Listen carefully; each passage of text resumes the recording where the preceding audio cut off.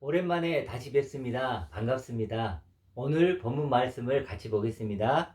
오늘 본문 말씀은 마가복음 11장 22절에서 23절입니다. 함께 읽겠습니다. 예수께서 그들에게 대답하여 이르시되 하나님을 믿으라. 내가 진실로 너희에게 이르노니 누구든지 이 산더러 들리어 바다에 던져지라 하며 그 말하는 것이 이루어질 줄 믿고 마음에 의심하지 아니하면 그대로 되리라. 아멘. 우리가 꿈꾸고 소원하는 뇌가 있죠. 누구나 내가 꿈꾸고 소원하는 뇌가 있어요. 한번 제가 이렇게 생각을 해볼게요.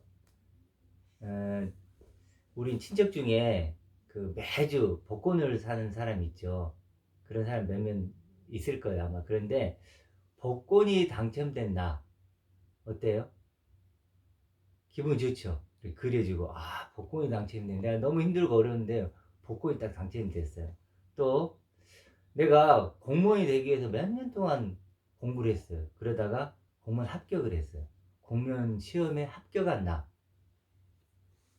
좋죠? 벌써 딱 느낌이 오잖아요. 그러면 내가 구원받는 나, 구원받은 나, 딱 이러면 어때요? 조금 느낌이 조금 멀어지고 좀 애매하죠? 또 내가 오랫동안 새빵살이를 전전하고 전세를 전전하고 그러다가 집을 한 채를 장만하고 싶었는데 내가 20년 만에 집을 장만한 거예요. 집을 내가 새로운 집을 장만한 나 어때요?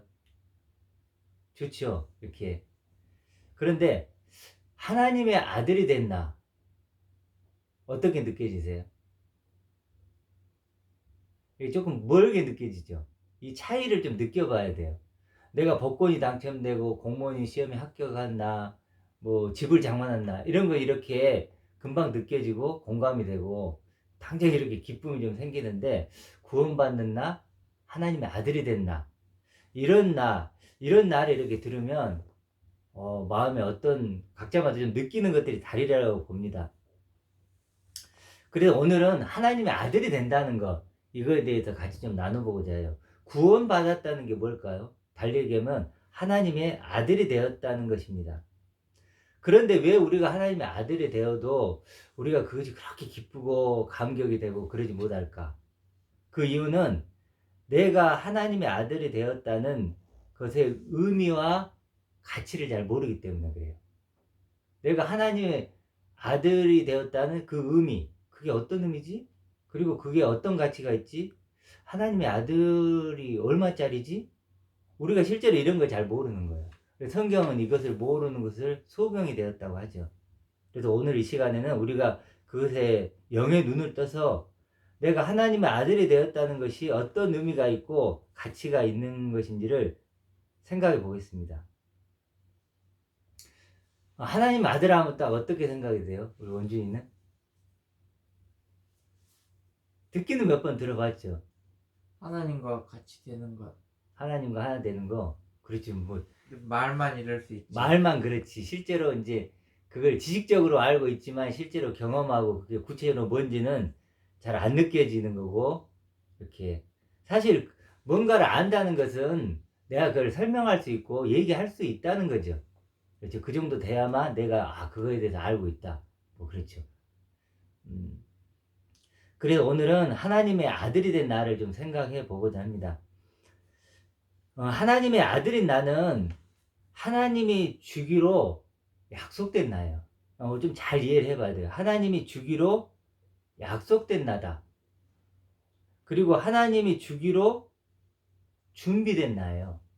약속되고 준비된 나다. 이 말은 현재적이고 직접적으로 경험하고 만날 수 없다는 거예요. 현재적으로 직접적으로 만날 수 없다. 그러면 현재적으로 직접적으로 만나는 건 누굴까요? 육신을 입고 있는 나죠. 그렇죠. 육신을 입고 있는 나는 현재적으로 직접적으로 만날 수 있어요. 그렇지만 하나님의 아들 된 나는 현재적으로 직접적으로 만날 수가 없어요. 오직 소망으로만 경험되고 누리고 맛볼 수 있는 거예요. 소망으로만 경험하고 누리고 맛볼 수 있다. 되어질라. 그렇죠. 되어질 나니까.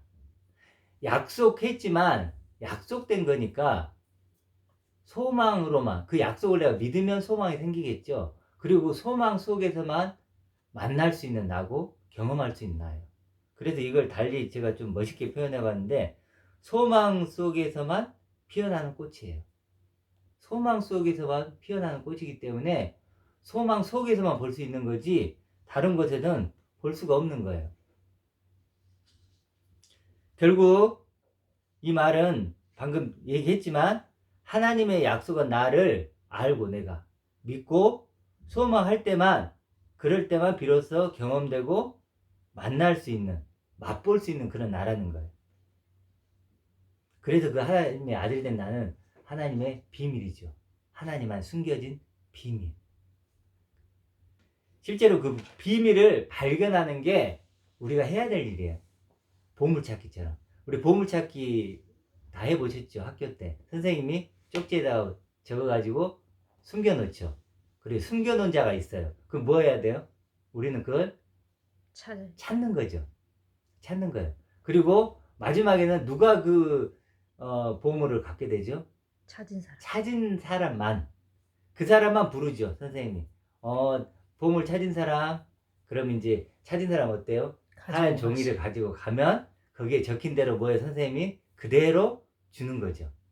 마치 그런 보물찾기와 같은 거예요.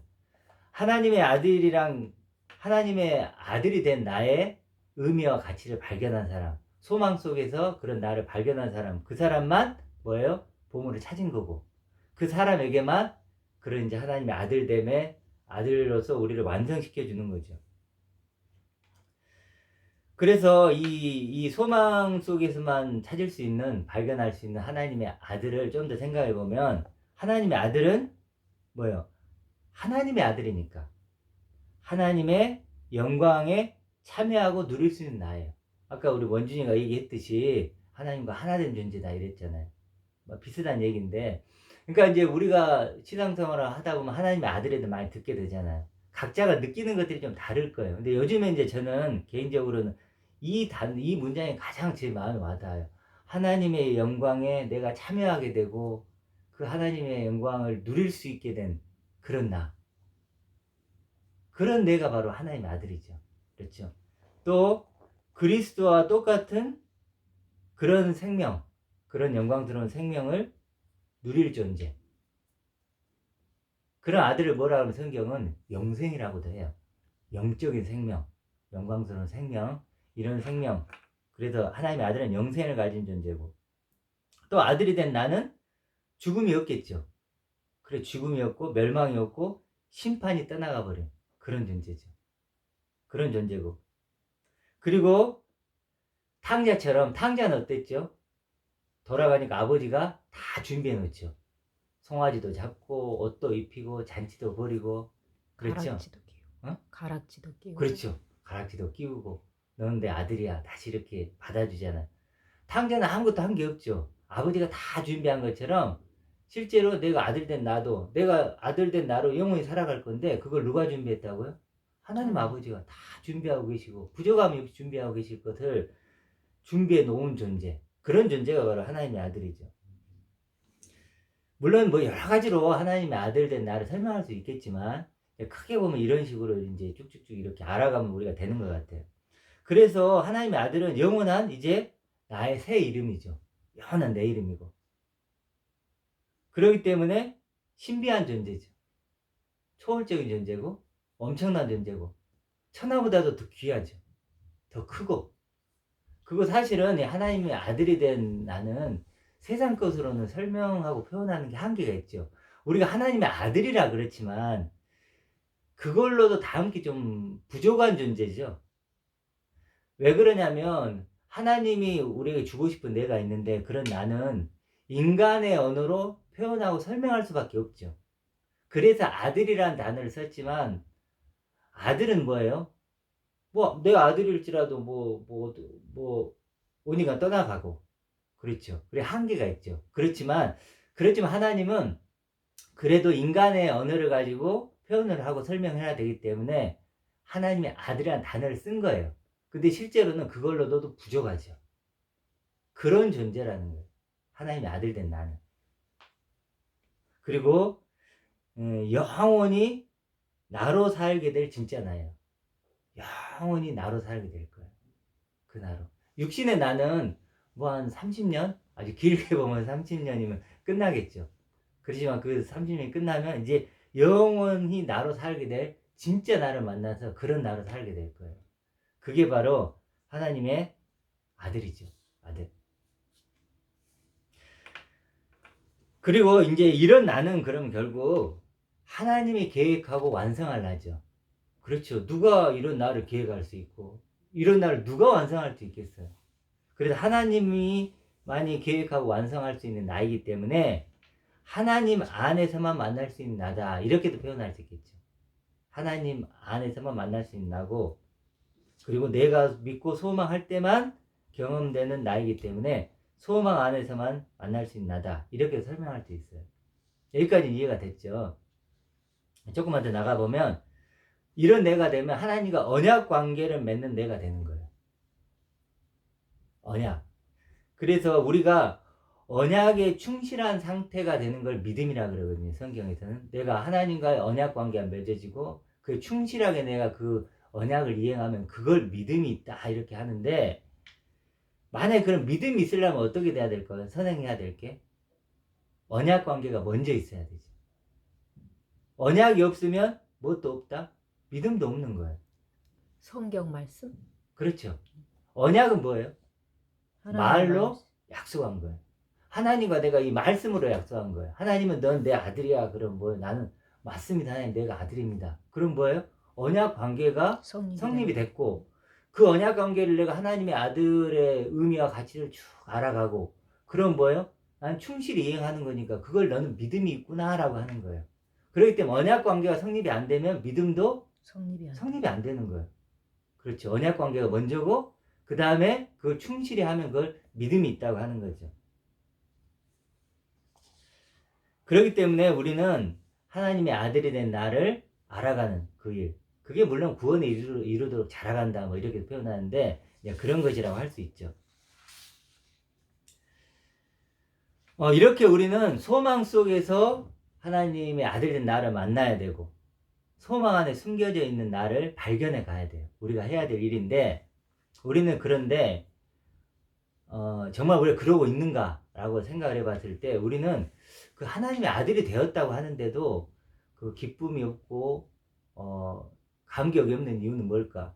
그 이유는 소망 속에서 하나님의 아들 된 나를 찾는 게 아니고 어디에서 찾을까요? 세상 속에서 찾기 때문에 그래요. 세상 속에서 현재적으로 하나님 된 나를 경험하려고 해요. 그렇죠. 한번 생각해 보세요. 현재적으로 이 세상 속에서 내가 지금 하나님 단어 됐다는 것을 경험하고 느껴보려고 해요. 어떤 걸까요? 우리가 보통 하나님을 잘 믿으니까 사업이 잘 되더라. 하나님의 아들이 되니까, 하나님 믿으니까 내가 사업이 잘 돼. 그건 뭐예요? 세상 속에 누리는 거죠. 맛보려고 하는 거잖아요. 또 내가 하나님의 아들이면 좀 착하게 살아야 돼. 착하게 사는 그것이 하나님의 아들이야. 이렇게 얘는 건 뭐예요? 세상 속에서 그 아들됨을 내가 경험하려고 하는 거잖아요. 또 내가 종교 생활을 열심히 하죠. 뭐 예배도 드리고 헌금도 드리고, 이런 종교 생활을 우리가 어떻게 열심히 함으로써 하나님 자녀됨을 누리려고 하는 것도 뭐예요? 어찌 보면 그것도 세상 속에서 하나님의 아들을 경험하려고 하는 거예요. 그렇기 때문에 세상 속에서 이 땅에서 현재적으로 경험을 하려고 하는 하나님의 아들 된 나는 진짜일까요? 가짜일까요? 가짜예요. 그 가짜란 말이에요. 그래서 계시록에서 보면은 살았다는 이름을 가졌지만 실상은 죽은 자라 그러거든요. 내가 하나님의 아들이라고 막 살았다고 해요. 근데 하나님이 보기에는 뭐예요? 실상은 죽은 거예요. 왜냐하면 그런 하나님의 아들은 없거든요. 자기들이 만들어가지고 나는 하나님의 아들이야, 나는 하나님의 아들로 살아있어 막 그러는 거예요. 근데 실제로는 죽었다는 거예요. 그렇게 얘기하는 겁니다. 그래도 그것을 불법을 행한다 뭐까지도 얘기를 하죠. 그리고 소경이다. 왜냐하면 소망 속에 있는 하나님의 아들일 때 나를 못 보기 때문에 참나를 보지 실제로는 못. 그렇죠. 진짜를 못 보기 때니까 가짜를 만들어가고 경험하려고 하는 거죠. 만약에 내가 소망 속에서 하나님 안에서 아들된 나를 경험하고 누리고 맛보고 있다면 세상 속에서 그거 필요할까 안 할까요? 안 하죠. 그렇죠. 물론 내가 착하게 살아야 되고 종교생활도 해야 되고 열심히 일도 해야 되지만 그건 내가 육신적으로 열심히 해야 되는 것이고 그렇죠. 그렇게 이제 좀 그건 이해를 이제 해야 되는 겁니다. 자연스럽게 따라오는 거. 자연스럽게. 그렇죠. 증상이죠. 참나를 증상, 열매와 같은 거예요. 당연히 그런 소망을 가진 자는 착하게 되겠죠. 그렇죠. 그리고 사람도 더 열심히 살고, 그렇죠. 건강도 더 챙기고, 당연한 거지. 그리고 예배도 잘 드리고, 헌금도 하고, 그것은 당연한 열매예요. 증상들이죠. 근데 그것 자체가 목적이 되어서 그것 자체로 하나님의 아들됨이라고 해버리면 안 된다는 거죠. 그렇죠. 그 구분을 할 수 있어야 돼요. 그래서 그렇게 세상 속에서 하나님의 아들됨을 누리려고 하고 알려고 하는 사람들은 아직 소경이에요. 소경이 소경을 인도하면 같이 어떻게 되죠? 불구덩이에 간다. 이렇게 이런 얘기를 하는데 어찌됐든 이렇게 되지 않도록 우리는 조심을 해야 됩니다. 그리고 또 하나 생각해야 될 게 하나님 된 아들 된 나를 경험하고 누리는 건 실제로 누구의 문제죠? 나의 문제죠. 나의 문제. 예수님이 하나님의 아들이 된 것도 중요하지만 그건 실제적으로 나하고는 직접적인 관계는 없죠. 그렇죠? 예수님이 하나님의 아들이고 본으로 보여주셨지만 빛으로 계시지만 진짜 중요한 건 뭐예요? 내가 하나님의 아들이 되는 거죠. 나는 하나님의 아들이다. 이게 중요한 거지. 예수님은 하나님의 아들이다. 100번, 1000번, 10,000번 외쳐도 나하고는 나의 문제하고는 연결이 돼요? 안 돼요? 안 되죠. 어떤 학자가 있었는데 미국의 어떤 학자가 죽음을 평생 연구를 한 거예요. 연구를 해가지고 사람들이 죽어가니까 거기 너무 이제 안타까우니까 죽음에 대한 연구를 해가지고 박사학위를 뭐 한 몇십 편을 만들어내고 그 죽음학이라는 학문을 창시를 해요. 그리고 또 제자들을 12만 명이나 길러내요. 그리고 죽어가는 사람에게 많은 위로를 주고 정말 평안을 준 그런 사람이에요. 그런데 그 사람이 막상 자기가 암에 걸려 죽게 된 거예요. 다른 사람 기대를 했죠. 야, 저 사람 정도면 죽음에 대해 초연하겠지. 이렇게 생각을 했는데 그 사람이 정반대의 그런 그 반응을 보이는 거예요. 자기 죽음을 인정하지를 못하는 거예요. 그리고 막 미칠 것 같이 고통스러워하고 힘들어하는 거예요. 그래서 사람들이 물어보는 거예요. 아니 당신은 평생 동안 다른 사람의 죽음을 위로하고 다른 사람이 편안히 죽을 수 있도록 존엄하게 죽을 수 있도록 가르쳐 줬는데 왜 당신은 당신의 죽음 앞에서 그럽니까? 이렇게 물어보니까 그 여자 이제 박사가 뭐라고 얘기를 하냐면 내가 학문적으로 그렇게 배웠던 죽음은 남의 죽음이고 지금 나한테 와 있는 것은 나의 죽음이다. 이건 전혀 다르더라는 거예요. 이건 마치 우리에 있는 사자, 내가 배웠던 그런 학문은 우리에 갇혀진 사자였는데 실제로 죽음이 내 앞에 오니까 이 사자가 우리 밖으로 뛰쳐나와서 나를 물어뜯고 나를 죽이려 하고 있다는 거예요. 그 정도로 다르더라. 이렇게 표현을 하더라고요. 여기서 우리가 뭘 생각해 볼 수 있어요? 아무리 성경을 하나님을 얘기하고 예수님을 얘기한다 할지라도 그것이 나의 문제, 나의 구원, 내가 하나님의 아들이 안 되면 소용이 없다는 거예요. 나에게 적용시켜. 그렇죠. 나에게 적용하고 나의 구원이 돼야 되고 그럴 때 어떻게 돼요? 진짜 실감이 나고 이제 내가 진지해지는 거예요. 아, 애복을 입어야 되는구나. 내가 준비해야 되는구나. 이대로 있으면 안 되는구나. 이제 이렇게 바뀔 수 있다는 거예요. 내 문제가 돼야 되는 거예요. 몸짓이 아니라 꽃이 되는 거. 그렇죠. 그래서 뭐 하나의 몸짓이 지나지 않았다. 아, 그런 걸 좀 더 깨달아가는 거. 그렇기 때문에 실제로 나의 영원한 운명과 영원한 나를 결정하는 건 누구예요? 최종적으로 나예요, 나. 예수님이 새로운 살 길, 생명의 길을 깔아놨죠. 그건 은혜죠. 그렇지만 그걸 걸어간 누구의 책임이에요? 내 책. 나예요. 아무리 그 생명길을 해놓고 하늘길을 깔아놓는다 할지라도 결국은 내가 그 길을 걸어야 될 건 바로 나라는 거예요. 지금 5분 남았습니까? 본문도 시작을 못했는데. 자, 그러면 본문을 바로 들어가 볼게요. 오늘 성경을 보면 어떤 내용이 있냐면 뭐라고 나오죠? 하나님을 믿으라 21절에 나오죠. 하나님을 믿으라 그러는데 이제 이런 번역이 정말 우리를 잘못된 방향으로 끌고 가는 것 같아요. 원어적으로 보면 하나님을 믿으라가 아니고 처음에 소유하라, 가지라예요. 무엇을? 하나님의 믿음. 하나님의 믿음은 다르죠. 하나님을 내가 믿는 건 누가 믿는 거죠? 내가 믿는 거죠. 하나님의 믿음을 갖는 건 누가 믿는 거죠?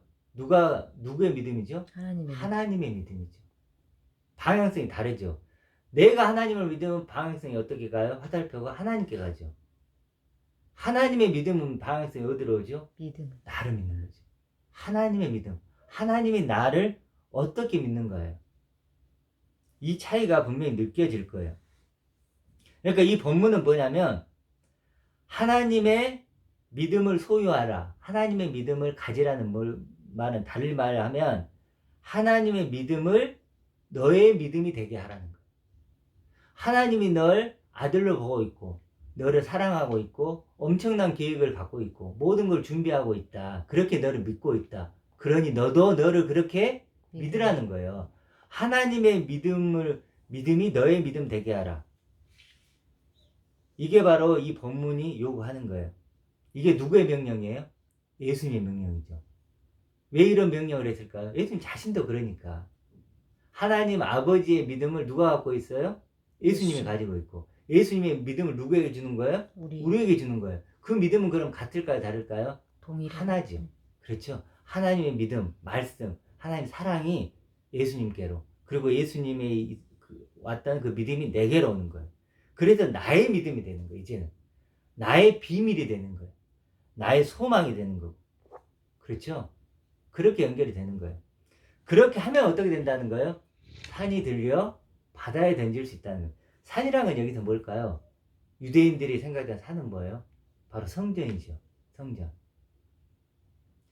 그래 이사야서에도 뭐 산이 이렇게 허물어져서 길이 된다 막 이런 표현이 있거든요. 그러니까 유대인들은 산은 뭐예요? 그들이 믿었던 성전이죠. 성전. 바리새인들이 그 성전에서 뭐 했죠? 예배 드리고. 그 예배 드림으로써 어땠을까요? 자기가 얼마나 거기도 존중을 받고 경제적으로 이득을 챙기고 좋았겠죠. 그렇죠. 자기들이 믿었던 그런 것이 바로 산이에요. 근데 산이 들어서 바다에 던져진다는 건 뭐예요? 바다는 뭐예요? 죽음의 바다죠. 그 던져져서 사라진다는 거예요. 중요한 건 이제 우리죠. 우리가 믿는 산이 있죠. 그렇죠. 내가 믿는 산은 어떤 건가 좀 생각해 봐야 돼요. 그것이 뭘 방해할까요? 믿음. 아들 된 나를 알아가는 방해하죠. 그렇죠. 내가 예를 들어 뭔가를 막 하고 싶어, 되고 싶어, 이루고 싶어 이런 게 크면 클수록 뭐예요? 그건 나의 산인 거죠. 그걸 어떻게 해야 된다고요? 바다에 던져야 된대. 근데 그게 그냥 던져지나요? 안 던져지죠. 그렇죠. 그래서 먼저 하나님의 믿음이 내게 왔을 때, 그래서 내가 아들 된 나를 소망하게 됐을 때 그런 믿음으로 어떻게 된다고요? 산이 들어 바다에 던질 수 있는 그런 존재가 된다는 거예요. 그 말을 하는 거예요. 자, 그렇기 때문에 지금 성경은 사실 그래도 한 문장만 알면은 다른 문장은 다 똑같은 얘기가 되죠. 그렇죠? 하나님의 믿음을 산더러 들리라는 것은 거짓된 믿음? 거짓된 믿음도 돼요. 아까 말했던 예를 들어 세상 속에서 아들인 나를 찾고 있다고 했죠. 그런 나를 바다에 던지는 거예요. 그런 자기를 부인하고 자기를 십자가 지는 거죠. 그렇죠? 자기 생명을 미워하는 자는 얻게 된다고 하죠. 그런 말하고 다 연결되고. 그래서 하나님의 믿음을 갖는다는 것은 결국은 뭐예요? 바울의 표현대로 하면 위의 것을 생각하는 거고 영의 생각을 하는 거죠. 예수님은 뭐라고 그걸 달리 표현할 수 있을까요? 수고하고 무거운 짐진 자들아 다 내게로 오라. 그렇죠? 수고하고 무거운 짐이에요. 그게 산이에요. 나의 짐은 쉽고 가볍다 그러죠. 바로 나의 짐은 뭘까요? 그게 바로 하나님의 믿음이 될 수 있는 거죠.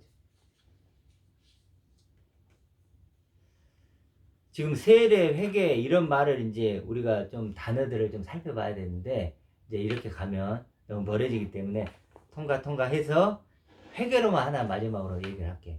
회개라는 건 뭐예요? 회개하면 딱 돌이키는 거. 헛된 우리 원주인은 회개한다 그러면 어떤 느낌이 들어요? 회계사. 역시 우리 원주인 수준이구만. 회개, 뭐 하나님 나 회개합니다. 그럼 뭐예요? 약간 이제 고해성사. 뭔가 하는 내가 느낌. 잘못했던 것들을 뉘우치고 회개, 죄를 뉘우치고 막 이러죠. 근데 회개라는 건 그런 뜻이 아니에요. 회개한다 이러면은 메타노에오 이런 뜻인데 메타라는 것은 함께 같은 이런 뜻이에요. 노에오는 뭐 생각하다, 마음을 품다 뭐 이런 뜻이에요. 같은 마음을 갖다. 그러니까 합치면 뭐예요? 회개하다는 것이 같은 마음을 품다, 같은 생각을 하다 이런 뜻이에요. 육적인 생각을 돌이켜서 그렇죠. 영적인 하나님의 마음을 아까 깨닫고 뭐예요? 아는 거. 하나님의 믿음이 나의 믿음 되는 거죠. 그렇게 하라 그랬죠. 이게 회개예요.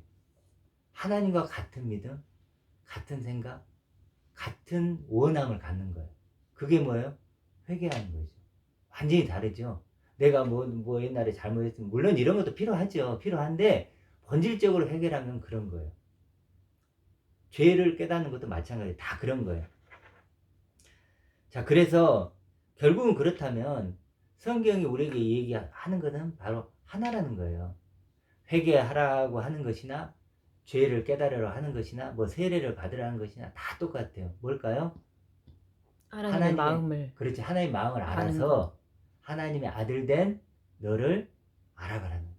깨달아가고 그 내가 의미와 어떤 같이. 존재인지 그렇죠. 참 나를 발견해가는 과정. 그렇죠. 그런 거예요. 하나님은 이런 원하심이 있는 거예요. 외국에 보면 25억을 주고 약을 사면 치유가 될 수 있는 그런 병이 있대요. 25억. 근데 그 25억이 작은 돈이 아니잖아요. 얼마나 많은 사람들이 그 1억도 부모들이 가기 그렇죠. 쉽지가 1억도 근데 25억만 있으면 그 불치의 병이 치료가 된대요. 그럼 그 부모는 얼마나 그 약을 구하고 싶겠어요. 자기 재산을 팔고 빌리고 해갖고 사겠죠. 근데 만약 25억을 그 약을 사가지고 그 병든 아들에게 줬는데 그 아들이 그걸 안 먹고 어디로 도망가 버린다면 어떤 마음일까요? 간절히 찾겠죠. 간절히 찾겠죠. 얼마나 간절히 찾겠어요. 마치 그 이야기를 들으면서 그게 하나님의 마음이 아닐까라는 생각을 했어요.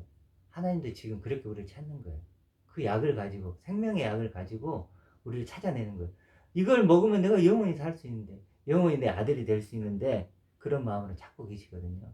그래서 여러분이 정말 그 소망 속에서 하나님의 아들이 된 나를 발견하시고 찾으시고 그래도 정말 하나님의 아들 된 그 나를 발견해서 정말 그런 내가 된 것이 나의 자랑이고 기쁨이고 소망이고 정말 승리입니다.